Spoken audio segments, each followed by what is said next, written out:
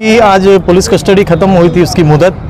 Police ने वापस से उसके अंदर पुलिस कस्टडी की डिमांड रखी थी 5 दिन की। पुलिस का ऐसा कहना था कि कल गजाला को जो अरेस्ट किए उसको कोर्ट ने 25 तारीख तक पुलिस कस्टडी दी है, तो गजाला को और इसको दोनों को सामने सामने रख के कुछ स्टेटमेंट लेना है, कुछ पैसे का लेन देन का व्यवहार हुआ है, इस ताल्लुक से पुलिस को और डिटेल चाहिए था।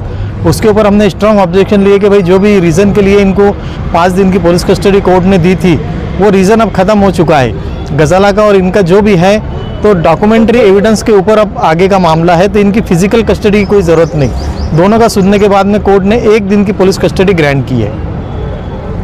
चल रहे थे क्या उस पर आगे एक्टिविटी? अभी कुछ नहीं, फिलहाल अभी ये दोनों के ऊपर ही पुलिस ने अपना कॉन्सेंट्रेट लगाया हुआ है। इसके बाद में फिर आगे पुलिस बाकी लोगों के ताल्लुक से इन्वेस्टिगेशन करने वाली है।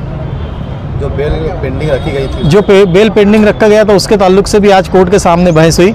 उसके अंदर जो स्पेशल सरकारी वकील है वो आज हाजिर हुए। उन्होंने ये बोले कि मुझे कल तक की 1 दिन की मोहलत चाहिए, मैं जमानत की अर्जी पे कल से भी दाखिल करूंगा और उसके ऊपर आर्गूमेंट भी करूंगा। कल उसका फाइनल आर्गूमेंट होकर ऑर्डर के लिए कल कोर्ट रखेंगी उसको।